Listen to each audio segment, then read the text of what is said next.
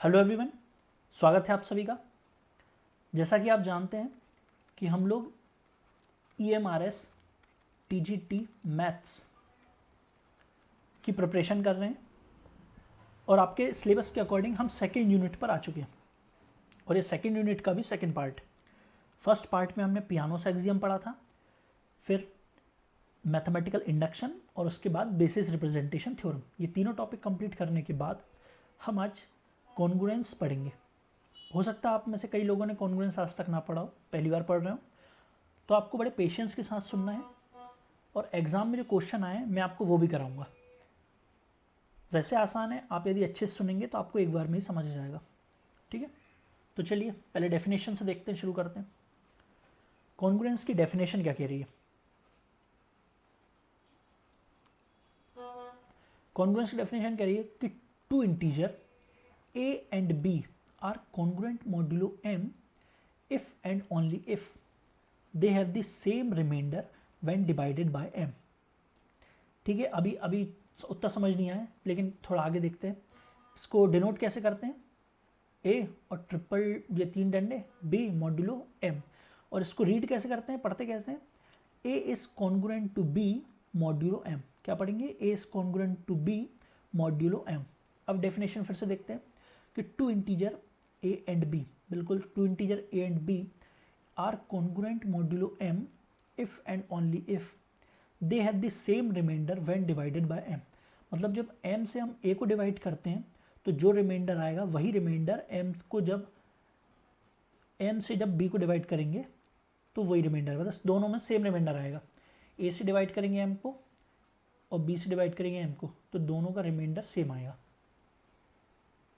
इसको रीड कैसे करा? A is congruent to B modulo m। अच्छा, यहाँ पे कुछ नोट लिखा हुआ है, नोट देखते हैं कि a is congruent to B modulo m means a mod m equal to b mod m। a mod m मतलब जब a को m से डिवाइड करते हैं तो जो रिमाइंडर आता है उसे हम a मॉड m लिख सकते हैं। जैसे 5 मॉड 2, इसका क्या मतलब होगा? 1। मतलब 5 को जब 2 से डिवाइड करेंगे तो 1 रिमाइंडर आएगा, तो 1 को हम ऐसे भी लिख सकते हैं 5 मॉड 2। तो वहीं लिखा हुआ, यही लिखा हुआ कि a mod m equal to होगा b मॉड m। तो a से जब m को डिवाइड कर रहे हैं तब जो रिमाइंडर आ रहा है वही रिमाइंडर b मॉड m के बाद आएगा। तो ये आपको समझ आ गया। एक और नोट लिखा हुआ कि a is congruent to b modulo m if and only if m divides a minus b।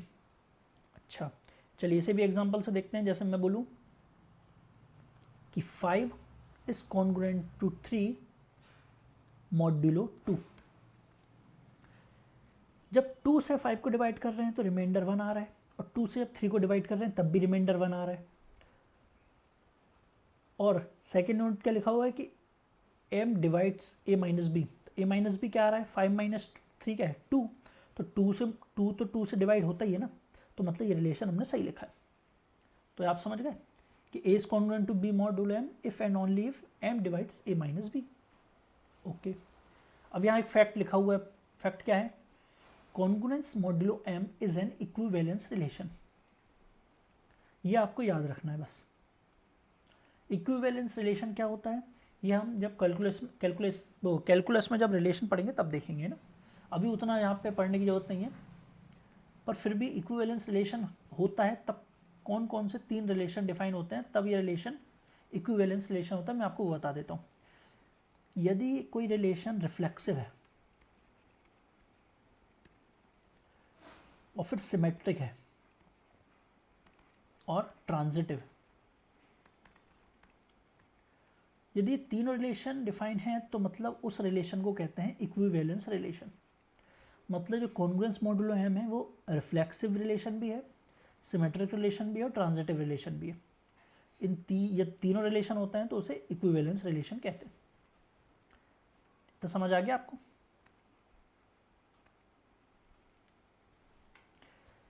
चलिए मैं आपको एक दो एग्जाम्पल से बता दे रहा हूँ जो आपको और समझ आ जाएगा। जैसे मैं लिखूँ कि 9 इज कॉन्ग्रुएंट टू 5 मॉड्यूलो 4।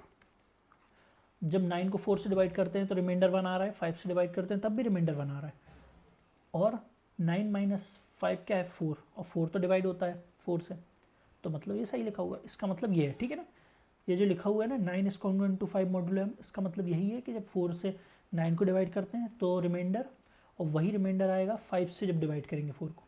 बस इतना ही। चलिए इस पर कुछ प्रॉपर्टीज़ हैं वो देख ले रहे हैं।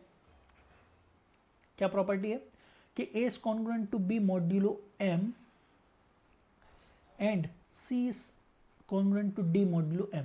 ये दोनों यदि रिलेशन ट्रू है तो हम कह सकते हैं कि a plus c is congruent to b plus d modulo m। क्या बोला है? a plus c is congruent to b plus d modulo m। और ये भी कह सकते हैं कि a into c is congruent to b into d modulo m। ठीक है, ये आपको याद रखना है। और सेकंड क्या है प्रॉपर्टी कि a is congruent to b modulo m लिखा है, इसका मतलब हम ये भी बोल सकते हैं कि a n is congruent to b n modulo m and a plus n is congruent to b plus n modulo m। n कोई भी वेरिएबल हो सकता है, कोई भी मतलब इंटीजर वैल्यू। ठीक है, ये दोनों प्रॉपर्टी आपको याद रखना है। तो ये क्वेश्चन करने से पहले मैं आपसे कुछ पूछता हूँ। जैसे यदि मैं लिखूँ कि 17/4 और मैं बोलूँ आपसे कि इसका रिमाइंडर क्या है, तो आप क्या बोलेंगे कि इसका रिमाइंडर आ रहा है 1। पर यदि मैं आपसे बोलूँ कि एक रिमाइंडर और है लेकिन नेगेटिव है, तो आप क्या बोलेंगे? तो वो है -3। -3 कैसे आया? पहले तो 1 कैसे आया कि हमने 4 को 16 किया, लेकिन रिमाइंडर 1 बच रहा है क्योंकि एक एक्स्ट्रा है ना। इसी तरह यदि हम 4 पंजे 20 करें तो ये तो इससे 3 ज़्यादा है ना, इसलिए रिमाइंडर एक -3 भी आया। ये आपको वैसे पता होगा है ना। यदि मैं बोलूँ कि -3 एक रिमाइंडर है और आपको पॉजिटिव में रिमाइंडर बताना है, तो कैसे बताएंगे आप कि 4 - 3 किया तो 1 आ गया, तो वो पॉजिटिव रिमाइंडर आ गया। इसी तरह यदि 21/9 करूँ, इसका रिमाइंडर यदि मैंने पूछा तो रिमाइंडर क्या आ रहा है बताइए? 9 दूनी 18 होता है, तो एक आया रिमाइंडर 3 और एक रिमाइंडर माइनस में भी आ रहा होगा। माइनस में क्या आएगा? 9 3 27 होता है, तो -6 भी एक रिमाइंडर होगा। यदि माइनस रिमाइंडर से पॉजिटिव रिमाइंडर जाना है तो कैसे करेंगे? 9 - 6 = 3 आ गया, तो ये पॉजिटिव रिमाइंडर आ जाता है। जब नेगेटिव रिमाइंडर से पॉजिटिव रिमाइंडर बताना हो तो 9 में से वो संख्या माइनस कर देते हैं। ये जो माइनस होता है ना, इसको इसे नहीं देखते, सिर्फ वो संख्या देखते हैं। ठीक है, चलिए इसी तरह अब ये क्वेश्चन देखते हैं। -6 mod 5, मैंने आपको अभी बताया था कि 5 mod 2, इसका क्या मतलब था कि 5 से 2 को डिवाइड करेंगे तो 1 आ रहा है। बस -6 mod 5 मतलब जब -6 से हम 5 को डिवाइड कर रहे हैं तो रिमाइंडर क्या आ रहा है? -1। लेकिन हमें रिमाइंडर पॉजिटिव बताना है, तो मैंने क्या बोला? पॉजिटिव करने के लिए क्या करते हैं? उस संख्या में से 1 माइनस कर देते हैं, तो इसका रिमाइंडर आ गया 4। तो आई होप आपको ये समझ आ गया होगा। चलिए सेकंड देखते हैं। सेकंड क्या बोल रहा है कि 4 inverse modulo 9।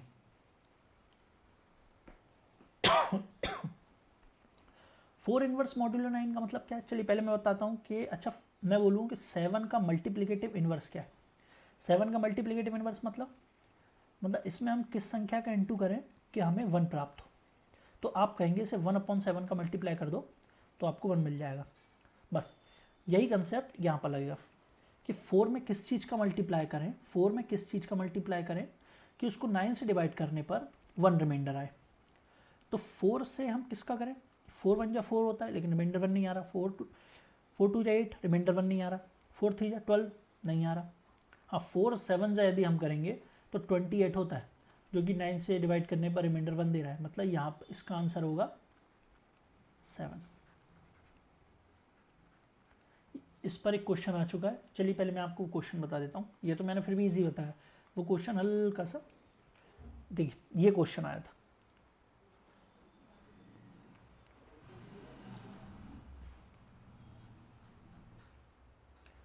The inverse of 19 mod 141, मतलब 19 इनवर्स mod 141। 19 में किस चीज़ का मल्टीप्लाई करें? 19 में किस चीज़ का मल्टीप्लाई करें कि उसको 141 से डिवाइड करने पर रिमाइंडर 1 आए? तो देखते हैं, ऑप्शन से उठाना पड़ेगा ये तो। 51 देखेंगे, जब 51 से मल्टीप्लाई करेंगे तो 19 बन जाए 19, मतलब 9 हासिल क्या, एक 19 पंजे 95 और एक 96। वैसे होता है 14 14 से 98 होता है ना, तो ये तो बहुत ज़्यादा हो जाएगा, और 14 ये तो बहुत कम हो जाएगा, मतलब रिमाइंडर 1 तो नहीं आ रहा है। अच्छा 52 देखते हैं, 19 गुणित 52 ना, 19 दूनी 38 की 8 हासिल क्या 3, 19 पंजे 95, 6 98। अच्छा 141 को यदि हम 14 होता है तो 7 से इंटू करेंगे तो 7 8 एंड 9, तो यहाँ पे आ रहा है 1 रिमाइंडर, तो इसका आंसर हो गया 52। तो आपने देखा कैसे क्वेश्चन आ चुके हैं आपके एग्जाम में।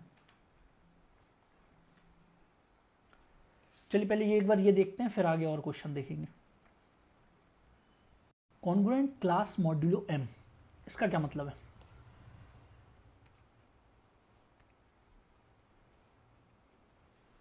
ये एक बोलने का तरीका है बस, कि क्वेश्चन ये ऐसा भी आ सकता है कि what is the congruent class of mod 2 with respect to congruence modulo 5। हमें ये तो समझ आ रहा है कि यहाँ कॉन्ग्रुएंस मॉड्यूलो 5 की बात हो रही है, मतलब मॉड 5 है। हमें बताना है कि congruence, what is the congruent class. Congruent का मतलब, इसका ये कहने का मतलब ये है कि x is congruent to mod 5, ये पूरी लाइन का मतलब ये है। तो हमें बताना है कि x की जगह पे क्या आएगा, सिर्फ इतना। तो बताइए x की जगह पे क्या आ सकता है कि 5 को जब 2 से डिवाइड कर रहे हैं तो रिमाइंडर 2 आ रहा है, तो यहाँ पर क्या रखें कि रिमाइंडर 2 आए। तो यहाँ तो बहुत सी संख्या रख सकते हैं, तो 7 भी रख सकते हैं, और इसके बाद और क्या रख सकते हैं, 12 रख सकते हैं, फिर 17 भी रख सकते हैं, 22 भी रख सकते हैं, एंड सो ऑन, ये तो चलता ही रहेगा। अच्छा इससे 7 से भी पहले कोई संख्या रख सकते हैं, हाँ 2 रख सकते हैं, यहाँ 2 भी रखा जाएगा। फिर माइनस में भी कोई संख्या रख सकते हैं क्या, बिल्कुल, -3 रख सकते हैं, -8 रख सकते हैं, आप रख के देख लीजिए, एंड सो ऑन, ये तो चलता ही रहेगा। यहाँ पे रख के देख लीजिए आप, -3 यदि रखेंगे आप, -3 रखेंगे तो 5 से जब -3 को डिवाइड करेंगे तो -3 रिमाइंडर आएगा, और -3 जब रिमाइंडर ये माइनस में पॉजिटिव में बताने के लिए क्या किया, 5 - 3 2 रिमाइंडर आ गया। इसी तरह -8 रखेंगे तब भी रिमाइंडर -3 आएगा, -3 आ रहा है तो 5 - 3 करेंगे तो फिर 2 रिमाइंडर आ जाएगा। तो एंड सो ये माइनस में भी संख्या रख सकते हैं, पॉजिटिव भी संख्या रख सकते हैं, तो ऑप्शन कैसे आते हैं आपको वो भी देखना है। इनमें से कुछ भी ऑप्शन रख सकते हैं, जैसे ऑप्शन रख देगा वो, जैसे रख दिया उसने -13 -9 3 एंड 8। अब बताइए इनमें से आंसर क्या है, तो आप आंसर लगाएंगे -13 रखेंगे तो क्या आएगा, -13 अपॉन 5, तो ये पहले आ रहा है रिमाइंडर -3, पॉजिटिव लाने के लिए 2 आ जाएगा, 5 - 3 2। सेकेंड क्या है example, what is the congruent class of 4 with respect to congruence modulo 5। क्या बोल रहा है, what is the congruent class is of 4 with respect to congruence modulo 5। अब यहाँ x की क्या क्या रख सकते हैं ये आपको लिखना है, ठीक है, ये आपका काम है।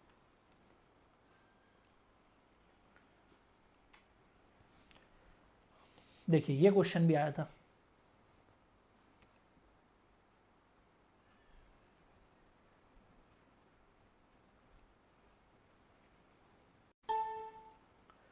तो ये क्वेश्चन क्या बोल रहा है, ये क्वेश्चन बोल रहा है कि the solution of the linear congruence 4x is congruent to 5 modulo 9 is, हमें इसकी वैल्यू बताना है। मतलब x यहाँ पे देखिए ये क्या बोल रहा है, 4x is congruent to 5 modulo 9, मतलब 5 से जब 9 को डिवाइड कर रहे हैं तो रिमाइंडर 5 आ रहा है, तो यहाँ जो भी संख्या आएगी उससे जब 9 को डिवाइड करेंगे तो रिमाइंडर 5 आना चाहिए। तो हम x की जगह पे क्या रखें, तो 4 8 32 होता है, 32 होता है, और 9 से जब डिवाइड करेंगे तो रिमाइंडर 5 आता है, तो यहाँ पर x की जगह पे आ जाएगा 8। तो ऑप्शन से भी हम उठा सकते हैं, ठीक है, ऑप्शन इस तरह 10 mod 9, इसका क्या मतलब है, इसका मतलब है 1, 10 से अब 9 को डिवाइड कर दें तो रिमाइंडर 1 आता है ना। 6 mod 9 इसका मतलब 6 है, 9 mod 9 इसका मतलब 0 है, 9 से 9 को डिवाइड करते हैं तो रिमाइंडर 0 आएगा, और 8 mod 9 इसका मतलब 8 है। तो देखिए x की वैल्यू हमारे हमने क्या निकाली, 8 × 32 है ना, तो आंसर 8। तो आंसर आ गया इसका 4। अच्छा, क्या मैं इसको सॉल्व करना बताऊँ? इसको सॉल्व कैसे किया, ये तो हमने ऑप्शन से भी उठा लिया, एक सॉल्व करने का भी तरीका होता है, मैं बस बता दे रहा हूँ। वैसे आपको एग्जाम में वो नहीं करना है, लेकिन फिर भी आपको पता होना चाहिए। जैसे यहाँ पे लिखा हुआ है कि 4x is congruent to 5 mod 9। अभी तक हम जो क्वेश्चन करते हैं वो कैसे थे, x is congruent to 5 mod कुछ भी 7, तो हमें यहाँ कौन सी संख्या आएगी वो बताना था। इसको भी हम ऐसे ही कन्वर्ट कर लें क्या? ऐसा कन्वर्ट करने के लिए हम दोनों साइड 4 इनवर्स से इंटू कर देते हैं। तो 4 इनवर्स से इंटू करेंगे तो यहाँ बचेगा x इस कॉन्ग्रुएंट टू, यहाँ 4 इनवर्स से मल्टीप्लाई होगा तो 4 इनवर्स 5 mod 9। अब ये जो इंटू में है ना, मॉड दोनों में जाता है, मॉड 4 इनवर्स में भी जाएगा और मॉड 5 में भी जाएगा। तो मॉड जब 4 इनवर्स में जाएगा तो 4 इनवर्स का मतलब क्या होता है? 4 इनवर्स का मैंने मतलब बताया था कि 4 में किस चीज़ का मल्टीप्लाई करें कि उसको 9 से डिवाइड करेंगे तो 1 रिमाइंडर आना चाहिए। तो 4 में किस चीज़ का मल्टीप्लाई करें? 7 का। तो मतलब इसका 4 इनवर्स का मतलब आ गया 7। 4 7 28 होता है ना, रिमाइंडर 1 बचेगा, मतलब इसका आ गया आंसर 7। और 5, अब यहाँ पे आ गया 5 mod 9। अब यहाँ आ जाएगा 7 पन्ना 35 mod 9। अब 35 को जब 9 से डिवाइड करते हैं तो क्या रिमाइंडर बचता है? 8 बचता है ना। तो मतलब इसका मतलब क्या हो गया? इसका मतलब हो गया 8 mod 9। तो देखिए डायरेक्ट हम उसी स्टेप पे पहुंच गए। वैसे ये क्वेश्चंस क्या कॉन्ग्रुएंस के ऑप्शन से ही हो जाते हैं। ये क्वेश्चन हमने देख लिया। चलिए कुछ और क्वेश्चन कर लेते हैं ना। तो ये क्या लिखा हुआ है कि 23 की पावर 3 mod 30। इसका क्या मतलब है कि 23 की पावर 3 को जब 30 से डिवाइड किया जाता है तो रिमाइंडर क्या आएगा हमें वो बताना है। तो ऐसे क्वेश्चन को सॉल्व कैसे करते हैं? इसका तरीका क्या होता है कि जब हम 23 को 30 से डिवाइड करेंगे तो रिमाइंडर क्या आ रहा है? एक रिमाइंडर आएगा 23 और एक रिमाइंडर आ रहा है -7। तो 23 छोटा है या 7 छोटा है? 7 छोटा है ना, इसलिए हम -7 को लेंगे। तो -7 की पावर 3 अपॉन 30। अब इसको सॉल्व करते हैं। अब माइनस है, पावर ऑड है तो माइनस बाहर आएगा। 7 की पावर 3 343 होता है अपॉन 30। अब 30 से डिवाइड करेंगे तो जब हम 11 का मल्टीप्लाई करेंगे तो आ रहा है 330। जब हाँ इसमें से माइनस कर रहे हैं तो क्या आ रहा है 13, लेकिन माइनस बाहर है तो -13 आएगा। तो जब -343 को 30 से डिवाइड करते हैं तो एक रिमाइंडर आ रहा है -13, लेकिन हमें रिमाइंडर पॉजिटिव बताना होता है। पॉजिटिव कैसे होगा? 30 माइनस 13 इक्वल टू 17। मतलब जब 23 की पावर 3 mod 30 का आंसर आएगा 17। एक और बार बताना है क्या? चलिए एक और बार देख लीजिए। अच्छा पहले अपन नेक्स्ट क्वेश्चन देखते हैं, यदि नहीं आएगा समझ आपको फिर भी तो आप एक बार ये वाला फिर से देख लेना। सेकंड क्या बोल रहा है कि 31 की पावर 500 अपॉन 30। अब यहाँ पर रिमाइंडर क्या आ रहा है? यहाँ पर 1 रिमाइंडर आ रहा है। अब 1 से छोटा तो कुछ होगा नहीं, तो यहाँ पे हम 1 लेंगे तो 1 रिमाइंडर आ रहा था, 1 की पावर 500 अपॉन 30। 1 की पावर कुछ भी करो 1 ही आता है, तो मतलब इसका आंसर आ रहा है 1। जब इसको डिवाइड करते हैं तो 1 आता है। अब ये वाला देखते हैं, 242 की पावर 51 अपॉन 243। जब इसको हम डिवाइड कर रहे हैं, 242 को डिवाइड कर रहे हैं तो एक रिमाइंडर आ रहा है -1, -1 आ रहा है ना, तो मतलब -1 की पावर 51। पावर ऑड है तो माइनस बाहर ही आएगा, बाहर आएगा, और 1 की पावर कुछ भी करो 1 आता है, मतलब इसका आ गया -1। तो रिमाइंडर आ रहा है -1, हमें पॉजिटिव बताना होता है, पॉजिटिव में रिमाइंडर बताना हो तो क्या आएगा 243 -1 इक्वल टू 242। इसका आंसर आ रहा है 242। तो आई होप आपको ये समझ आ गया होगा कि हमने क्या किया है।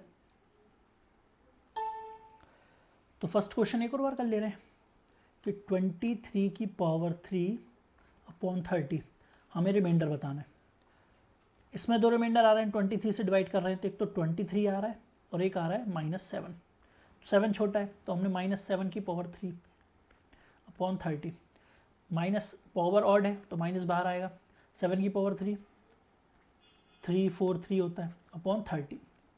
जब इसको डिवाइड कर रहे हैं तो कितना आ रहा है, 11 का मल्टीप्लाई करते हैं तो 330 आएगा, कितना कम है 13 कम है, तो मतलब इसका रिमाइंडर आ रहा है -13, लेकिन हमें रिमाइंडर पॉजिटिव बताना होगा, तो 30 - 13 होगा 17, तो आंसर आ गया 17।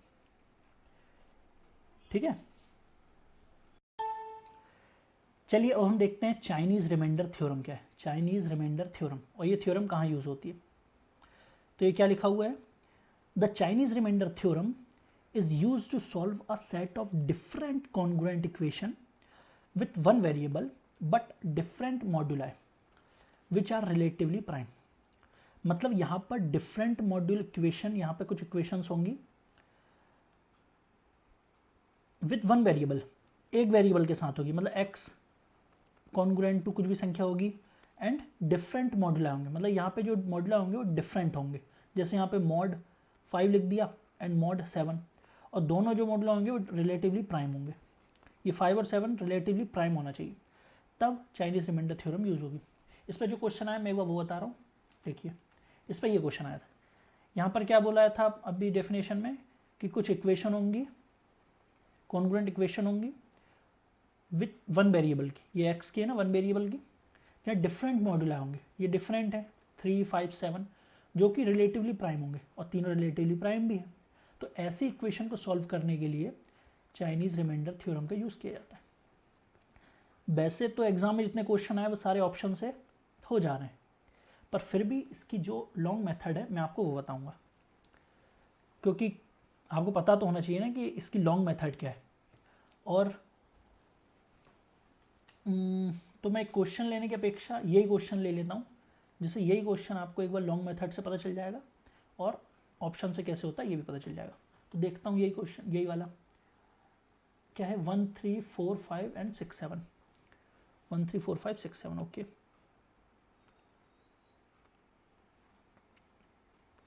x is congruent to 1 module 3, x is congruent to 4 mod 5, x is congruent to 6 module 7, ये क्वेश्चन है। तो हमें इसे चाइनीज़ रिमाइंडर थ्योरम से सॉल्व करना है। चाइनीज़ रिमाइंडर थ्योरम से सॉल्व करने के लिए एक फॉर्मूला होता है, वो फॉर्मूला क्या होता है, x equal to small m1 capital M1 inverse plus small m2 तो small a2 capital M2 inverse plus a3 capital M3 inverse. अब यहाँ पर 3 इक्वेशन, इसलिए यहाँ पर यहीं रुक जाएगा, नहीं तो और होती तो A4 भी आता, M4 इनवर्स ये भी आता, लेकिन यहीं तक है इसलिए यहीं रुकेगा, मॉड कैपिटल M, ये होता है फॉर्मूला, ये फॉर्मूला आपको याद रखना है।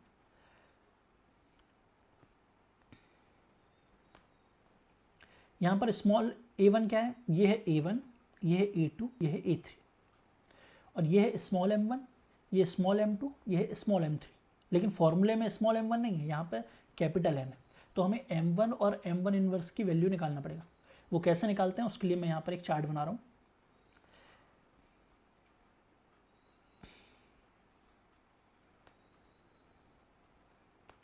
पहले स्मॉल a1 a2 a3 की वैल्यू लेते हैं। a1 a2 a3 क्या है, 1 4 6, फिर small m1 small m2 small m3, इन तीनों की वैल्यू क्या दी है, 3 5 7, फिर है capital M1 capital M2 capital M3, इनकी वैल्यू हमें निकालना है। इनकी वैल्यू निकालने के बाद हमें कैपिटल M1 इनवर्स की वैल्यू, कैपिटल M2 इनवर्स की वैल्यू, कैपिटल M3 इनवर्स की वैल्यू निकालना है,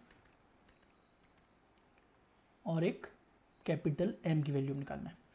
शुरुआत करते हैं कैपिटल M से। कैपिटल M इक्वल टू होता है small m1 into small m2 into small m3, तो m1 m2 m3 की इंटू कर दो तो क्या आ रहा है 105,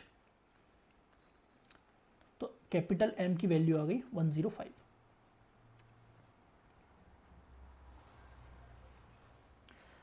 कैपिटल M1 की वैल्यू देखते हैं। कैपिटल M1 क्या होता है, इस capital M upon small m1।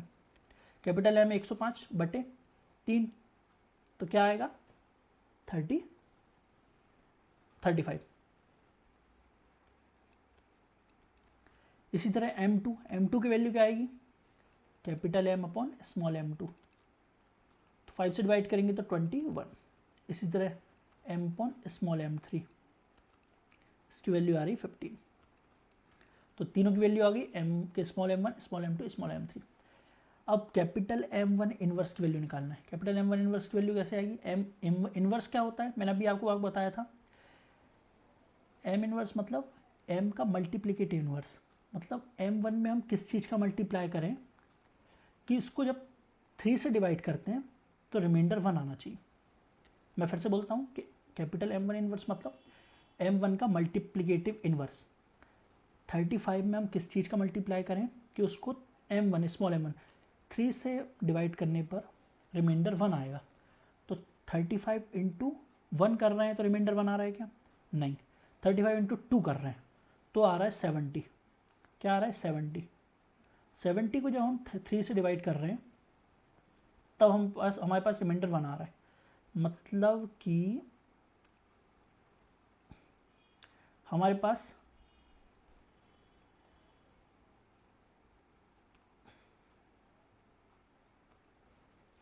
M1 inverse की वैल्यू आ गई 2, क्योंकि 35 में 2 का मल्टीप्लाई कर रहे हैं तभी रिमाइंडर 1 आ रहा है ना। इसी तरह M2 है 21, तो M2 इनवर्स क्या आएगा, 21 में किस चीज़ का मल्टीप्लाई करेंगे, 5 से डिवाइड करने पर 1 रिमाइंडर आए। तो 21 में तो 1 पे ही जब मल्टीप्लाई कर रहे हैं तो रिमाइंडर 1 आ जा रहा है, तो इसका आ गया 1। इसी तरह 15 में किस चीज़ का मल्टीप्लाई करेंगे, 7 से डिवाइड करने पर 1 रिमाइंडर आए, तो इसका आंसर भी 1 आ गया। तो देखिए सबकी वैल्यू हमारे पास आ गई ना। बस अब इस फॉर्मूले में रख देते हैं, इस फॉर्मूले में रख दें तो x इक्वल टू A1, हमें क्या करना है, A1 और कैपिटल M1 इनवर्स का मल्टीप्लाई करना है। तो A1 क्या है 1, कैपिटल M1 35 इंटू 2, तो आ रहा है 70, प्लस 4 इंटू 21 इंटू 1, तो आ रहा है 84, plus 6 into 15 into 1 90, mod capital M क्या है 105। इन चीज़ों को जोड़ने पर क्या आएगा 4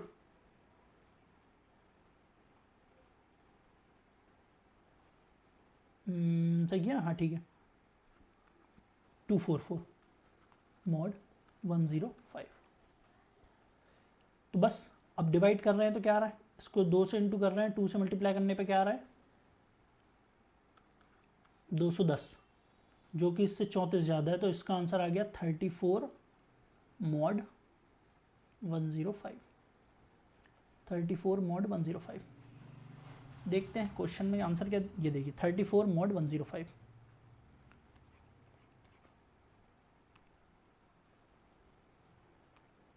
लॉन्ग मेथड से सॉल्व किया तो ऐसे आया। वैसे मैंने आपको समझाया इसलिए इतना टाइम लगा है, वरना वैसे बहुत जल्दी है। जैसे हमारे पास A1 A2 A3 की वैल्यू तो है ही, और M की वैल्यू इन तीनों को मल्टीप्लाई करके आ जाता है। तो हमें कैपिटल M की वैल्यू कैसे निकालेंगे, फट से, जैसे कैपिटल M आ गया 3 से डिवाइड किया 35 आ गया, 5 से डिवाइड किया 21 आ गया, 7 से डिवाइड किया 15 आ गया। और वहीं सोच लिया कि हमारे पास 3 से डिवाइड करना है और 35 में किस चीज़ का मल्टीप्लाई करेंगे कि रिमाइंडर 1 आए, तो हमने देख लिया 2, तो जल्दी से 2। तो ये वैसे निकालना बहुत आसान है, लेकिन मैंने आपको समझा इसलिए इतना टाइम लग रहा है। अच्छा, लेकिन वैसे तो नौबत ही नहीं आएगी वैसे सॉल्व करने की, क्योंकि ऑप्शन से ही हो जाएगा। जैसे ये वाला क्वेश्चन देखो, इसमें 3 इक्वेशन दी हुई हैं, हमें ये देख लेना है कि क्या तीनों रिलेटिवली प्राइम है, तो हाँ बिल्कुल है। तो बस रिलेटिवली प्राइम है तो मतलब कैपिटल M की वैल्यू क्या आएगी, इन तीनों का मल्टीप्लाई 105। तो 105 किस किस में दिया हुआ है मॉड, तो इसमें भी दिया, इसमें भी दिया, इसमें भी दिया, इसमें भी दिया, चारों में दिया हुआ है। अब इनमें यहाँ पर संख्या को देखना है जिसमें 3 से जब डिवाइड करेंगे तो रिमाइंडर 1 आना चाहिए। तो ऐसी कोई संख्या, ये तो पूरा 3 से डिवाइड हो जा रहा है, तो ये तो नहीं है। ये भी पूरा डिवाइड हो, ये भी नहीं है। 34 में डिवाइड कर रहे हैं तो रिमाइंडर 1 आ रहा है, मतलब ये हो सकता है। 32 इसमें तो रिमाइंडर 1 नहीं आ रहा है, 2 आ रहा है, तो ये भी नहीं। तो हम आंसर आ गया 3। इतना सिंपल। एक और क्वेश्चन देखते हैं। देखिए ये वाला क्वेश्चन, देखो ऐसे क्वेश्चन आए हुए हैं आपके एग्जाम में, मैं खुद से नहीं, मन से नहीं बनाया क्वेश्चन मैंने, ये आपके एग्जाम से ही लिए हुए हैं। ये रिलेटिवली प्राइम है 2 3 5, हाँ है, बस इन तीनों को मल्टीप्लाई करने पे क्या आ रहा है 30, तो 30 का में इसमें नहीं है, इसमें नहीं है, इसमें है। अब 2 से डिवाइड करने पर रिमाइंडर 1 आना चाहिए, इसमें डिवाइड कर रहे हैं तो 1 आ रहा है, बिल्कुल इसमें भी 1 आ रहा है। अच्छा मतलब इन दोनों में से कुछ भी हो सकता है। 3 से डिवाइड कर रहे हैं तो रिमाइंडर 2 आना चाहिए, हाँ इसमें 2 आ रहा है। 21 होता है ना, 7 21, ऐसे ही इसमें कर रहे हैं तो ये तो पूरा पूरा डिवाइड चल जा रहा है, मतलब आंसर आ गया 3। इसे आप उसी फॉर्मूले में रख के भी करिए, x equal to A1 capital M1 capital M1 inverse plus A2 capital M2 capital M2 inverse plus A3 capital M3 capital M3 inverse mod capital M, ताकि आपको थोड़ा और क्लियर हो जाए। चलिए आगे बढ़ते हैं। चलिए अब मैं आपको 2 क्वेश्चन दे देता हूँ जो आप सॉल्व करेंगे। जैसे मैं फर्स्ट दूँ कि 26 is congruent to 2 mod x and 2x is congruent to 13 mod 7। चलिए पॉज करके सॉल्व करिए और x की वैल्यू बताइए, x की वैल्यू बताना है आपको। तो आई होप आपने कर दिया होगा। देखिए इसे सॉल्व सेकंड इक्वेशन से पहले करना है फिर फर्स्ट से, तो थोड़ा आसान होगा। जैसे 7 को जब 13 से डिवाइड कर रहे हैं तो रिमाइंडर कितना आ रहा है 6 आ रहा है। इसी तरह यहाँ जो संख्या होगी उसे जब 7 से डिवाइड करेंगे तो रिमाइंडर 6 आना चाहिए। तो रिमाइंडर 6 बताने के लिए यदि हम x की जगह पे 3 रखें तो 2 इंटू 3 6 आ गया, तो रिमाइंडर 6 बच जाएगा। हमने यहाँ पर रखा है 3, अभी फाइनल आंसर 3 नहीं है क्योंकि ये 3 हमको ऊपर वाली इक्वेशन में रख के देखना है। यहाँ पर 3 रख के देखते हैं। जब 3 को 2 से डिवाइड कर रहे हैं तो रिमाइंडर आ रहा है 2, और 3 को जब 26 से डिवाइड कर रहे हैं तो रिमाइंडर आ रहा है 2, मतलब ये 3 बिल्कुल सही है। तो इसका आंसर हो गया 3। ये आसान था क्योंकि इसमें सोचना बहुत आसान था। ऑप्शन मैंने नहीं दिए, ऑप्शन होता तो फिर तो आप और जल्दी कर लेते। एक क्वेश्चन और देता हूँ, इसे और ध्यान से करना है। ये सिर्फ मैं इसलिए करा रहा हूँ ताकि आपका कंसेप्ट बिल्कुल क्लियर हो जाए। 4x is congruent to 5 mod 9 and 2x is congruent to 6 mod 20। हमें यहाँ पर x की वैल्यू बताना है, कोई ऑप्शन नहीं है, आपको खुद सोचना है। यदि आप सोच नहीं पाते हैं तो आपको वही लॉन्ग मेथड से करना है। लॉन्ग मेथड क्या था, x equal to A1 capital M1 inverse plus A2 capital M2 inverse. यहाँ पर सिर्फ 2 ही इक्वेशन है इसलिए इतना मॉड कैपिटल M। अरे यहाँ पर ये क्वेश्चन मैंने आपको सॉल्व करना सिखाया था, ये कैसे होगा। अभी आप पीछे जाएंगे तो यही क्वेश्चन एग्जाम में आया हुआ था। फिर से बता दे रहा हूँ कि यहाँ पे यदि हमको यहाँ पे सिर्फ कैपिटल X इस साइड चाहिए, 4 हमको इधर ले आना है, तो कैसे किया था हमने, दोनों साइड 4 इनवर्स से इंटू कर दिया था। 4 इनवर्स 5 मॉड 9 हो गया था। 4 इनवर्स का मतलब क्या था, 4 में किस चीज़ का मल्टीप्लाई करें कि 9 से डिवाइड करने पर रिमाइंडर 1 आए। तो 4 सत्ते 28 होता है, 28 रिमाइंडर देता है 1 जब 9 से डिवाइड करते हैं, तो 4 इनवर्स की जगह पे आ जाएगा 7, और 7 पर 35 होता है। तो 35 मॉड 9 35 मॉड 9 क्या होगा 8 मॉड 9। मतलब ये इक्वेशन आ जाएगी x is congruent to 8 mod 9, और ये इक्वेशन आ जाएगी जब दोनों साइड 2 इनवर्स से मल्टीप्लाई करते हैं तो x is congruent to 2 inverse से करेंगे तो इस साइड तो अपॉन 2 जाएगा, तो ये तो कट रहा है इसलिए डायरेक्ट काट देंगे 3 मॉड 20।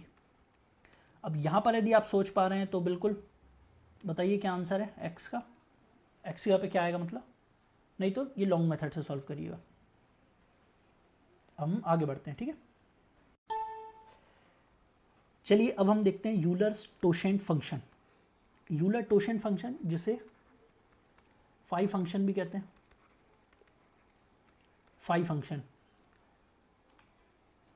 इसको डिनोट करते हैं phi of n. Phi of n का मतलब क्या है, कि number of positive integer less than n that are relatively prime to n। मतलब जैसे मैंने लिखा 5 ऑफ 5, इसका मतलब ये है कि 5 से जितनी भी छोटी संख्या है, 5 से कौन कौन सी छोटी संख्या है, 1 है, 2 है, 3 है एंड 4 है। 5 से कितनी छोटी संख्याएं हैं जो 5 के साथ रिलेटिव प्राइम है, 1 भी रिलेटिव प्राइम है, 2 भी है बिल्कुल, 3 भी रिलेटिव प्राइम है एंड 4 भी है। तो मतलब इसका आंसर आ गया 4। ऐसी कितनी संख्या है, तो इसका आंसर आ गया 4। यदि मैं बोलूँ 5 ऑफ 6, इसका मतलब 6 से ऐसी छोटी कितनी संख्याएं हैं जो 6 के साथ रिलेटिव प्राइम है। पहले छोटी संख्या कौन कौन सी, 1 है, 2 है, 3 है, 4 है एंड 5 है। क्या 1 6 के साथ रिलेटिव प्राइम है, बिल्कुल है। 2 है, नहीं है। 3 नहीं है। 4 भी नहीं है, हाँ 5 है। तो मतलब इसका आंसर आ गया 2। तो 5 ऑफ n का मतलब ये होता है। अच्छा, यदि यहाँ पर n प्राइम है, जैसे मैंने लिया था ना फर्स्ट एग्जांपल 5 ऑफ 5, 5 यहाँ पर प्राइम है, तो प्राइम नंबर तो हर संख्या के साथ रिलेटिव प्राइम होते हैं ना। इससे छोटी कितनी संख्या है, 1 है, 2 है, 3 है, 4 है, तो चारों के साथ रिलेटिव प्राइम होगा क्योंकि ये तो प्राइम नंबर है। मतलब जब भी n प्राइम नंबर होता है तो उसका आंसर होता है n-1।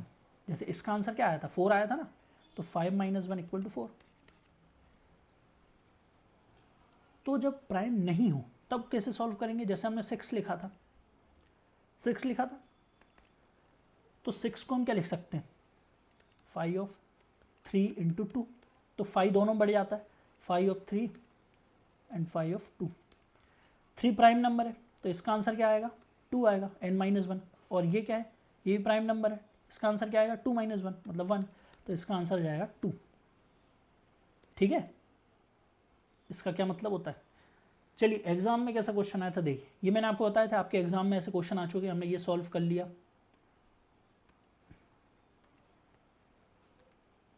हमने ये चाइनीज डिविडेंड थ्योरम सॉल्व कर लिया, एक तो ये भी सॉल्व कर लिया है।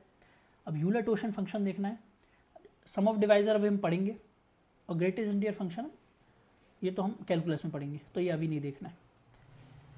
तो ये वाला क्वेश्चन देख लेते हैं। phi of m and denotes the Euler-Torsion function, then the value of phi of 15। मैंने आपको क्या बताया था, phi of 15 है तो इसको प्राइम नंबर के मल्टीप्लाई में लिख दो। प्राइम नंबर का मल्टीप्लाई क्या आएगा, 3 और 5, 3 × 5 होता है, तो इसका मतलब हो गया 5 ऑफ 3 एंड 5 ऑफ 5। ये प्राइम नंबर हो गया, इसका आंसर आ गया 2, इसका आंसर आ गया 4, मल्टीप्लाई कर दो, आंसर आ गया 8। तो देखिए कितना आसान है ना, आसान।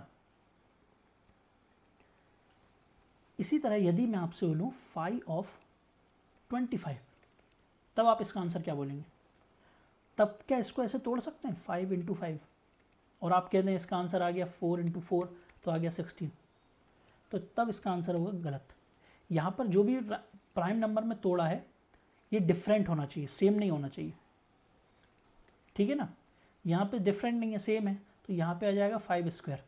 तो 5 ऑफ 5² को कैसे सॉल्व करते हैं अब मैं वो बताता हूँ।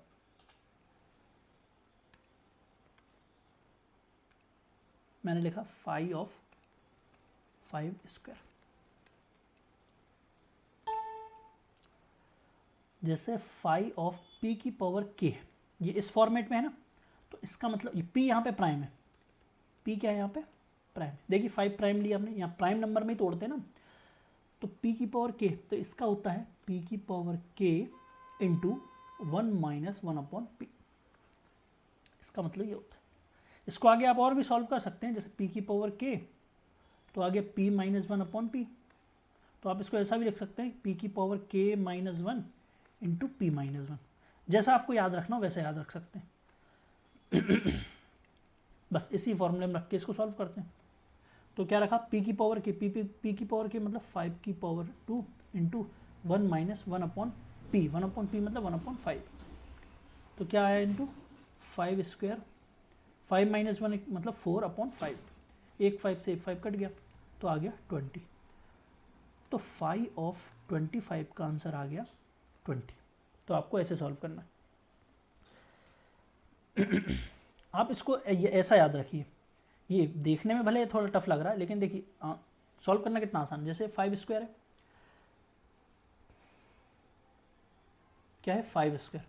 5 स्क्वायर कैसे सॉल्व करेंगे, p की पावर k माइनस 1 है, तो 5 की पावर 2 है तो 5 की पावर 1 हो जाएगा, एंड p माइनस 1 तो यहाँ पे 4 आ जाएगा, 20 डायरेक्ट। क्योंकि अल्टीमेट बाद में ये p तो एक p को काट ही देगा ना, तो हमें पहले से ही सोच के काट के रखें, एक कम रखें। तो जैसा भी आपको मतलब सही लगे वैसा याद रख लीजिए।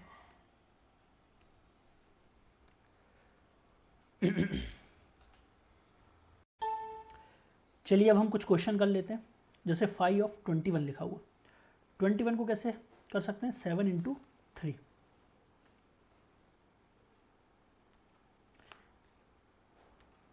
सेवन इंटू 3 लिख सकते हैं, मतलब 5 ऑफ 7 इंटू 5 ऑफ 3।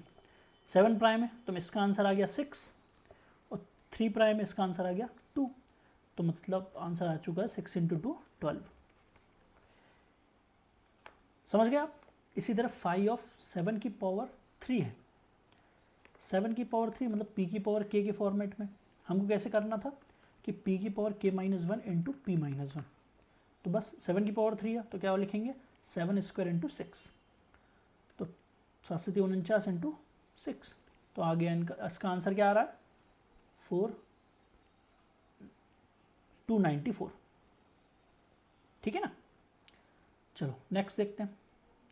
5 ऑफ 1000, अच्छा 100 को लिख सकते हैं 25 गुणित 4, और 10 को लिख सकते हैं 5 गुणित 2, तो आ गया 5q इंटू 2q। तो 5 of 2q into 5 of 5q, इसको सॉल्व करते हैं। 2q को क्या लिख सकते हैं 2 स्क्वायर इंटू 1 इंटू 5q को लिख सकते हैं 5 स्क्वायर इंटू 4, 4 इंटू 25 चौको 100, तो इसका आंसर आ गया 400। तो आई होप आपको समझ आ गया होगा कि यूलर टोशन फंक्शन कैसे सॉल्व किए जाते हैं, बड़ा आसान है। चलिए ये क्वेश्चन तो हम कर चुके हैं ना।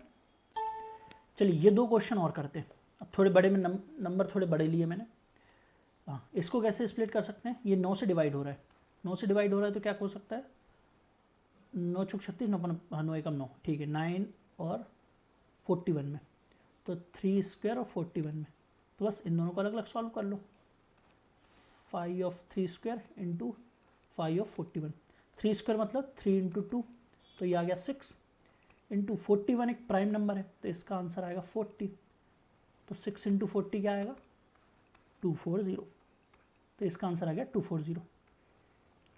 मतलब 369 से छोटी कितनी संख्याएं हैं जो 36 के साथ को प्राइम है, रिलेटिव प्राइम है, तो वो है 240।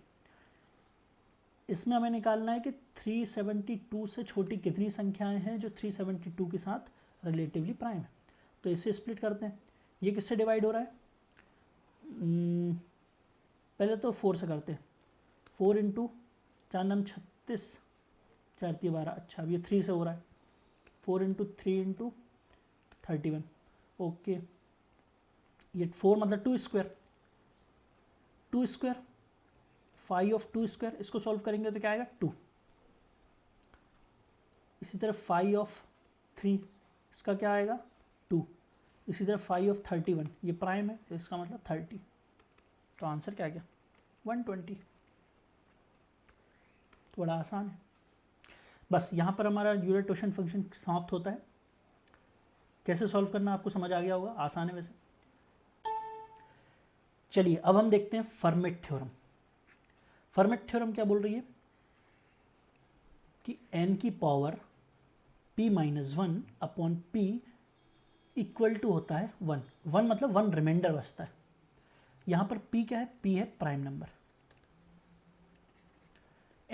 n कोई भी नेचुरल नंबर हो सकता है, जैसे मैंने लिखा 6 की पावर 6 अपॉन 7, 7 यहाँ पर क्या है प्राइम नंबर है ना, तो इसका जो रिमाइंडर बचेगा वो आएगा 1, रिमाइंडर बचेगा 1, क्योंकि इस थ्योरम में रिमाइंडर ही निकालना पड़ता है। फॉर्मेट थ्योरम एक रिमाइंडर निकालने का मेथड है जिसमें इस फॉर्मेट को यूज़ किया जाता है कि यदि n की power p minus 1 upon p है तो रिमाइंडर 1 बचता है। जिसमें एक दो एग्जाम्पल और लिख लेता हूँ। जैसे मैं लिखूँ 7 की पावर 10 अपॉन 11, यहाँ पर 11 एक प्राइम नंबर है और 10 क्या है, 11 माइनस 1 है ना, इसलिए इसका आंसर रिमाइंडर जो बचेगा वो आएगा 1। इतना आसान है। पर मैं कुछ क्वेश्चन लिख देता हूँ, आपको उन्हें सॉल्व करना है, ठीक है। क्वेश्चन से ही आपको थोड़ा और ज़्यादा क्लियर होगा। चलिए ये क्वेश्चन सॉल्व करिए। फर्स्ट क्या है, 36 की पावर 102 अपॉन 103। 103 एक प्राइम नंबर है, p माइनस 1 है क्या पावर में, बिल्कुल है, मतलब इसका रिमाइंडर बचेगा 1। यहाँ रिमाइंडर आ रहा है, रिमाइंडर। इसी तरह सेकंड है 64 की पावर 30 अपॉन 31। 31 भी एक प्राइम नंबर है और 31 माइनस 1 30, बिल्कुल पावर में 30 है, मतलब इसका रिमाइंडर भी आएगा 1। थर्ड देखो 82 की पावर 72 अपॉन 19, ये 90 प्राइम नंबर है। अब इसकी पावर 18 होती तो हम कह सकते हैं इसका जो रिमाइंडर होगा वो 1 होगा, लेकिन 18 नहीं है, यहाँ 72 है। क्या 72 को हम 18 के पावर 18 में कर सकते हैं क्या कुछ? तो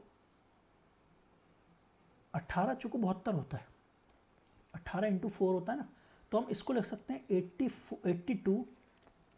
82 की पावर 4 की पावर 18 अपॉन 19। तो ये देखिए ये उसी फॉर्मेट में चेंज हो गया। 82 की पावर 4 कोई भी संख्या है, हमें उससे मतलब नहीं है, लेकिन उसकी पावर n माइनस 1 है। n क्या है, 19 प्राइम है ना, p माइनस 1 है, तो मतलब इसका भी रिमाइंडर आ रहा है 1। समझ आ गया आपको? चलिए नेक्स्ट देख लेते हैं, उससे और क्लियर हो जाएगा। जैसे 7 की पावर 82 है अपॉन 11 है, 11 एक प्राइम नंबर है। यहाँ पर 10 होता तो कितना अच्छा होता, इस 10 के फॉर्म में कैसे डिनोट कर सकते हैं? यदि हम इसे 7 स्क्वायर इंटू 7 की पावर 80 लिखें तो कुछ गलत होगा क्या? नहीं होगा, अपॉन 11 है।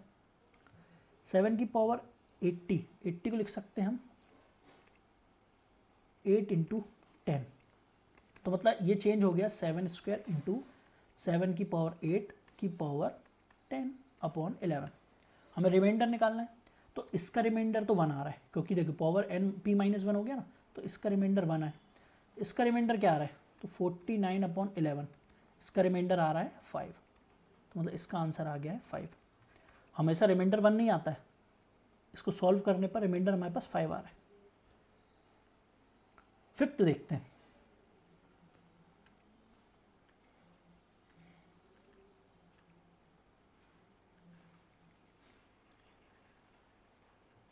फिफ्थ के लिए जगह बना लें।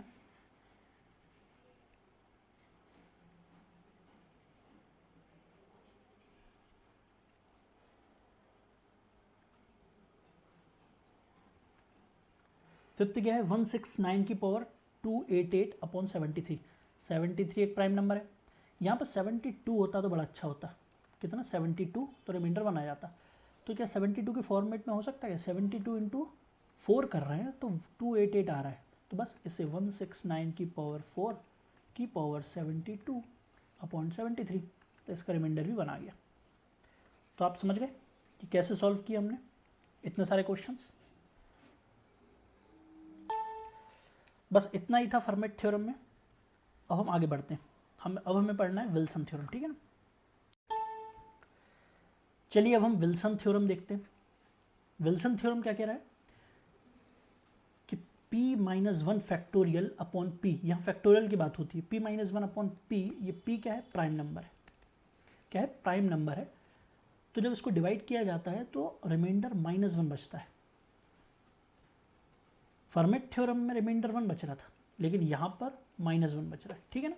तो p minus 1 factorial upon p, इसका रिमाइंडर बचता है -1। ये फॉर्मेट होता है विल्सन थ्योरम का। इस पर कुछ क्वेश्चन कर लेते हैं। क्वेश्चन जैसे मैं बोलूँ फैक्टोरियल 6 अपॉन 7, तो इसका आंसर आएगा -1। तो माइनस, हमें यदि रिमाइंडर माइनस में नहीं बताना है तो 7 माइनस 1 6, तो रिमाइंडर आ गया 6। इस पर क्वेश्चन देख ले रहे हैं कि 36 फैक्टोरियल अपॉन 37। 37 एक प्राइम नंबर है और ये p माइनस 1 है, p माइनस 1 फैक्टोरियल, तो इसका आंसर आ रहा है -1। और पॉजिटिव में बताना है तो 37 माइनस 1 है 36। इसी तरह फैक्टोरियल 10 अपॉन 11, इसका आंसर भी -1 आएगा, तो 11 माइनस 1 10। यदि एक और क्वेश्चन यदि मैं आपसे बोलूँ कि फैक्टोरियल 22 + 1 अपॉन 23, तो इसका क्या आंसर आएगा? देखिए इससे तो रिमाइंडर क्या बच रहा है, ये प्राइम नंबर है ना, तो ये p - 1 है, तो इससे बच रहा है -1 और इससे बच रहा है 1 और यहाँ बीच में प्लस है, तो दोनों को जब जोड़ेंगे तो रिमाइंडर 0 आएगा, मतलब ये संख्या पूरी पूरी डिवाइड हो जाएगी। ठीक है, चलिए ये क्वेश्चन देखते हैं। ये है प्राइम नंबर p और ये p - 2 आ रहा है, p - 2 फैक्टोरियल। हम तो p - 1 करते आ रहे हैं, लेकिन ये p - 2 है, तो एक फॉर्मेट और होता है p - 2 फैक्टोरियल अपॉन p, तो इसका रिमाइंडर बचता है 1। अभी तक -1 बचता आ रहा था ना, लेकिन p - 2 हो जाता है तो इसका रिमाइंडर बचता है 1, तो इसका आंसर आएगा 1। बस इतना ही याद रखना है आपको विल्सन थ्योरम में। ठीक है,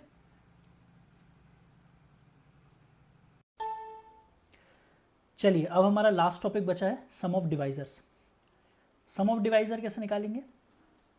सम ऑफ डिवाइजर निकालने से पहले हम देखेंगे कि नंबर ऑफ डिवाइजर कैसे निकालेंगे। ठीक है, नंबर ऑफ डिवाइजर्स। हमने एक नंबर लिया 240, पहले इसके डिवाइजर देख लेते हैं कौन कौन से होंगे। डिवाइजर कैसे निकालते हैं? 2 से डिवाइड होगा 120, देन 2 60, फिर 2 से 30, फिर 2 से 15, 3 से 5, देन 5 1। तो इसके डिवाइजर कैसे कैसे आए? 2⁴ इंटू 3 इंटू 5, इस फॉर्मेट में 240 को लिखा गया।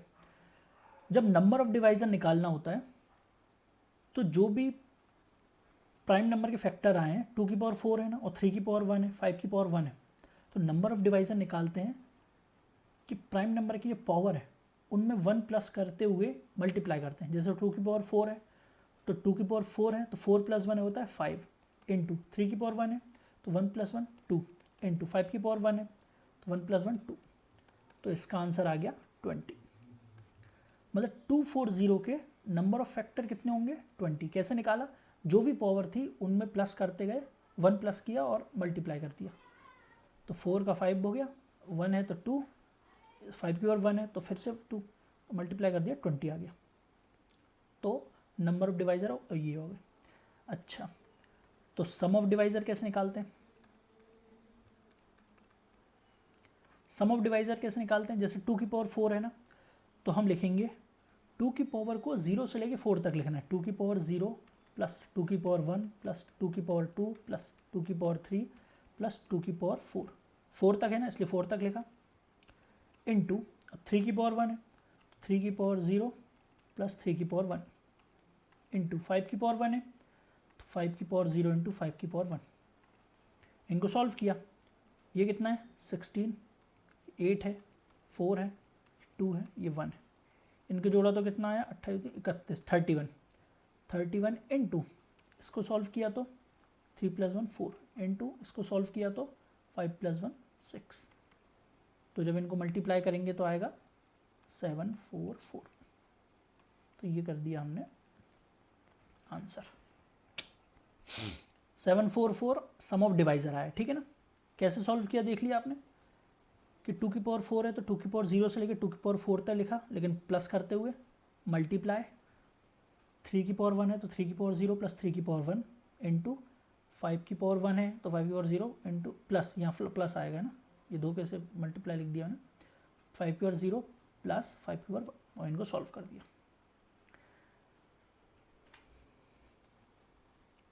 चलिए एक क्वेश्चन और देख लेते हैं। 300 है, 300 हमें निकालना है नंबर ऑफ डिवाइजर फिर सम ऑफ डिवाइजर। 300 को क्या लिख सकते हैं? पहले हम 100 को लिख सकते हैं 25 इंटू 4 इंटू 3, इसको लिख सकते हैं 5² 2² इंटू 3। तो ये फॉर्मेट क्या आ गया? 2² इंटू 3 इंटू 5²। अब हमें नंबर ऑफ डिवाइजर्स लिखना है। नंबर ऑफ डिवाइजर क्या आएंगे? 2⁴2 है, पावर 2 है, यहाँ पावर 1 है, पावर 2 है, तो क्या आएगा? 3 इंटू 2 इंटू 4 इंटू 3, तो आ गया 18। तो नंबर ऑफ डिवाइजर कितने आ गए? 18। मतलब गुणनखंडों की संख्या निकाली ना हमने। अब हमें गुणनखंडों का योग निकालना है, बोले तो sum of divisors. Sum of divisor कैसे निकाला, 2 की पावर 2 है ना, 2 की पावर 0 प्लस 2 प्लस 2 की पावर 2 इंटू 3 की पावर 1 है, 3 की पावर 0 प्लस 3 की पावर 1 इंटू 5 की पावर 0 प्लस 5 की पावर 1 प्लस 5 की पावर 2। इनको सॉल्व कर दो, तो इससे सॉल्व किया तो क्या आया, 4 प्लस 2 6 और 7। इसको सॉल्व किया तो क्या आया 4, देन इसको सॉल्व करने पे आएगा 31। तो 7 इंटू 4 इंटू 31, तो इसका आंसर आ रहा है 868। तो आई होप आपको समझ आया होगा। अब यहाँ तो हमने निकाला सम ऑफ डिवाइजर, लेकिन यदि वो आपसे बोले sum of even divisor, sum of even divisor, तब कैसे निकालेंगे, या फिर नंबर ऑफ इवन डिवाइजर्स, तब आप कैसे निकालेंगे। हम 300 को लेकर ही चलते हैं। 300 को किस फॉर्मेट में तोड़ा था, 2 square 3 into 5 square, 2 square into 3 into 5 square. जब नंबर ऑफ इवन डिवाइजर निकालना होता है तो जो इवन नंबर होता है उसकी पावर में 1 नहीं जोड़ते।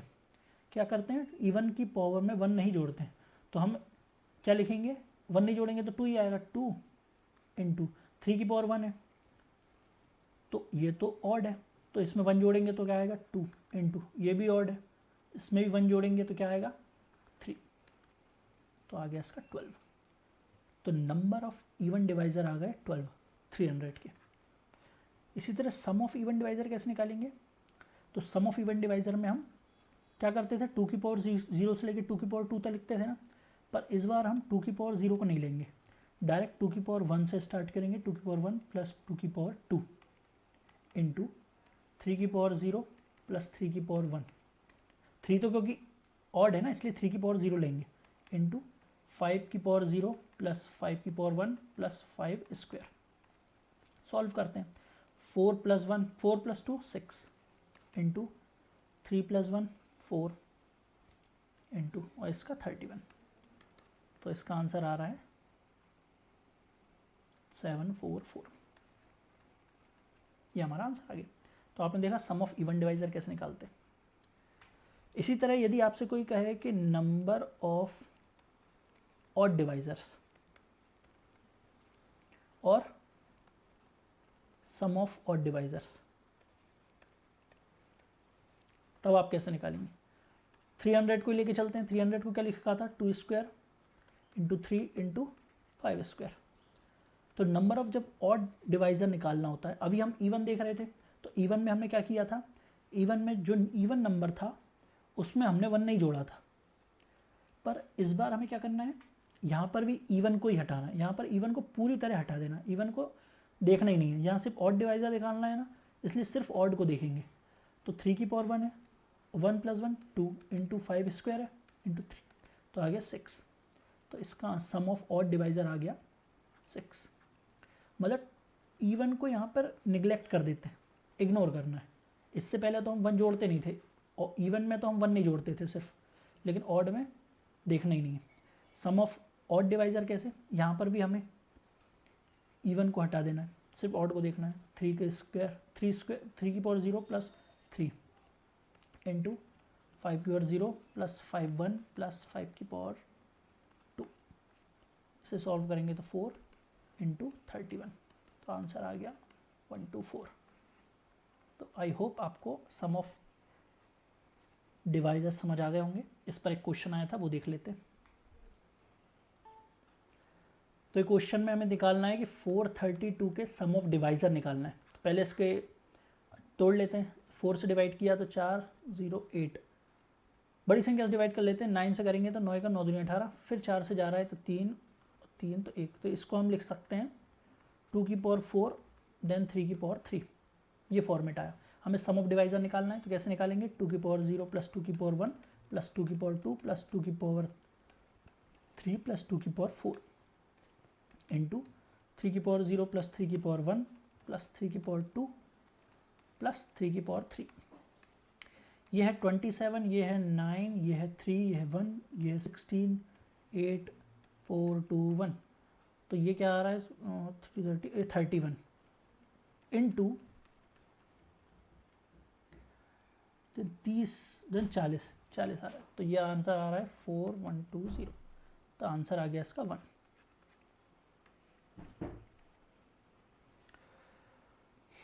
आई होप आपको ये समझ आया होगा। ठीक है,